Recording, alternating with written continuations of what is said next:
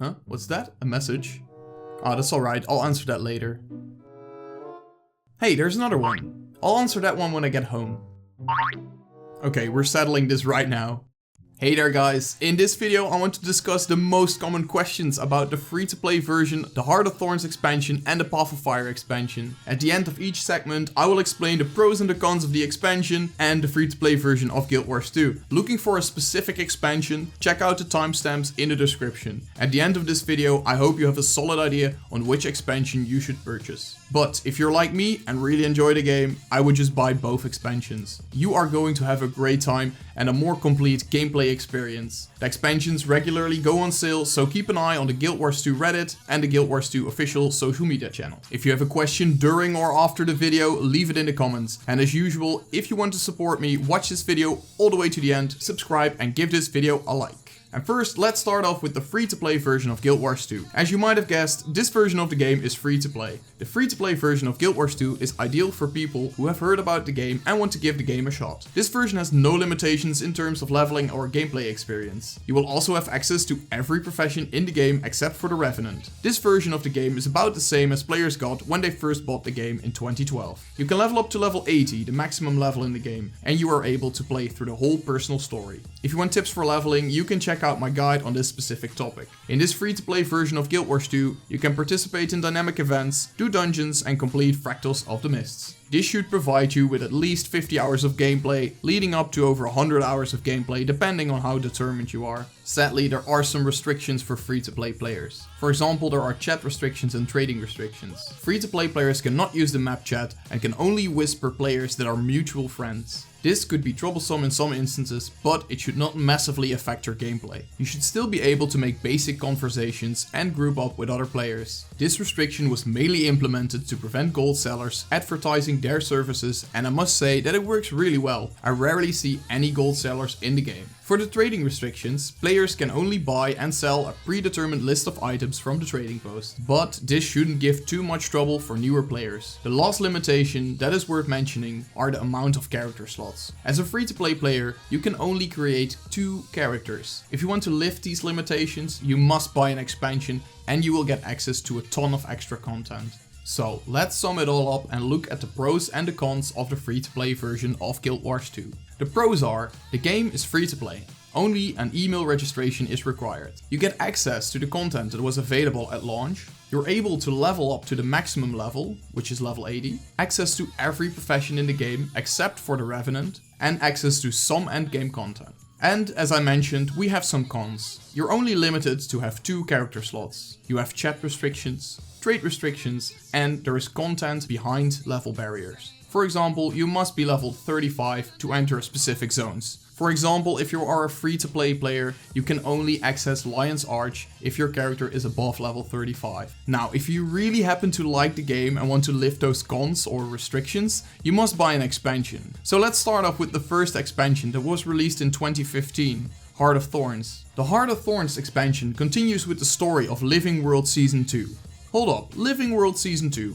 Yep, the Living World is extra content that has been added to the game in between expansions. It's nice and all, but there is a catch. When you log in at the period when the content was just released, usually between 2 to 3 months after the original release, you get the content for free. If you are too late, you will have to buy it for 200 gems, which is roughly about $5 or €5. I would only advise to buy these older chapters of the Living World if you're really interested in the lore. If you are not, you can pick up the expansion and maybe revisit them at a later stage. Anyway, Heart of Thorns, that's why we're here. The Heart of Thorns expansion brings you to the Maguma jungle and gives you access to 4 different maps, a new storyline, a mastery system and the ability to glide. Gliding was introduced in Heart of Thorns. It made traveling through the map a lot easier. You can jump off a mountain or a cliff, press the spacebar and you would open up your glider and glide down. Leveling up and collecting mastery points gives you the opportunity to unlock and upgrade your glider and give you other ways to travel through the jungle. Unlike mounts, which we will cover later in this video, gliders can be used in combat and provide a quick getaway from the fray. The Heart of Thorns expansion also gives you access to the Revenant profession, a warrior that controls the power of the mists. The Revenant can channel legendary stances which represent legends from the lore and the original Guild Wars. Next to this, the current professions and the Revenant can unlock an upgrade in the form of elite specializations. This special trait line gives your profession new skills, new passive bonuses from the elite specialization trait line,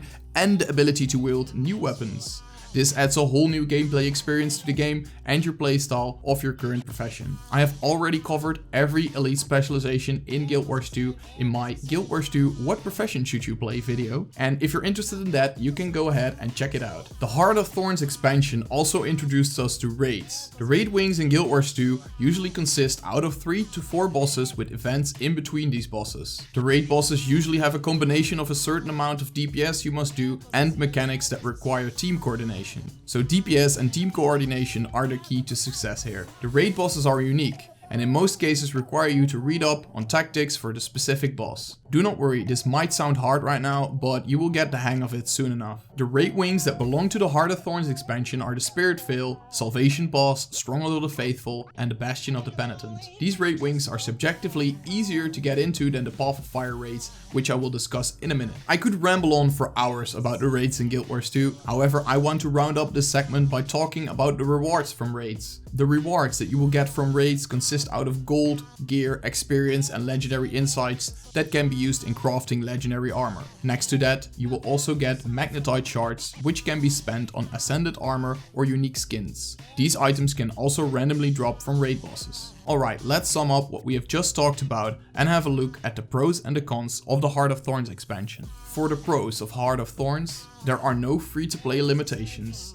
access to the Revenant profession, 9 unique elite specializations, 4 new maps with awesome and rewarding meta events, gliding and other masteries, and access to the 4 raid wings. I haven't explicitly mentioned the cons of Heart of Thorns, however I can keep it short and sum them up right here. The cons are: you have no mounts, these were introduced in the Path of Fire expansion.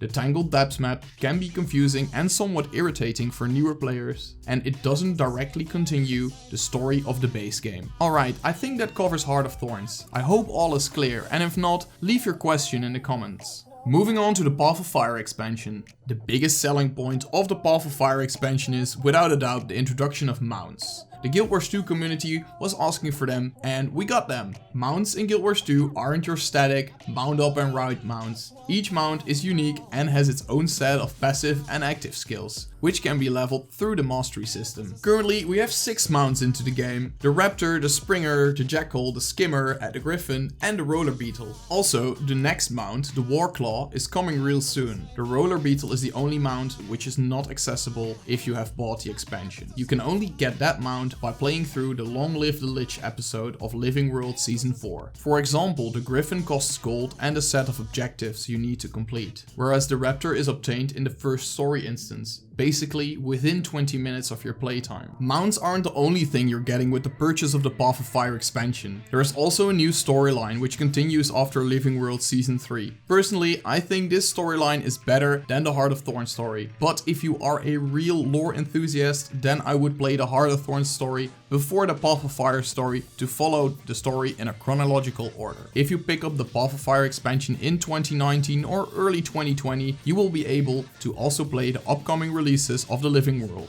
Also, make sure to not skip the cinematics that you will see in the story. They are really well done. And do you guys remember the Revenant from the Heart of Thorns expansion? You will also unlock that profession when you purchase the Path of Fire expansion. As with the Heart of Thorns expansion, the Path of Fire expansion also gives you 9 new elite specializations, 1 for each profession. These elite specializations are different from the Heart of Thorns expansion, and they aren't necessarily better than the ones from the Heart of Thorns expansion. For each profession, you will also get a new elite specialization trait line that will give you new profession skills, new passive bonuses, and new weapons to fight with. Path of Fire also introduces you to new group content. First, there are bounties. Bounties are group activities that can be started at a bounty board. When you accept a bounty, you and your party or squad can find the bounty target. defeat it and get the rewards. The rewards usually consist out of trade contracts, gear, achievements and treasure hunting kits. Most bounties aren't too hard to complete with just a few people, however, beware of legendary bounties. These bounties require you to get at least 15 people and you will encounter new and more difficult boss mechanics. Groups for these bounties can easily be formed through the looking for group panel. Second, we get more raid wings in the Path of Fire expansion. The expansion comes with 2 new raid wings, the Hall of Chains and the Mythrite Gambit. That means that there are less raid wings than the Heart of Thorns expansion. Personally, I think these 2 raid wings are significantly harder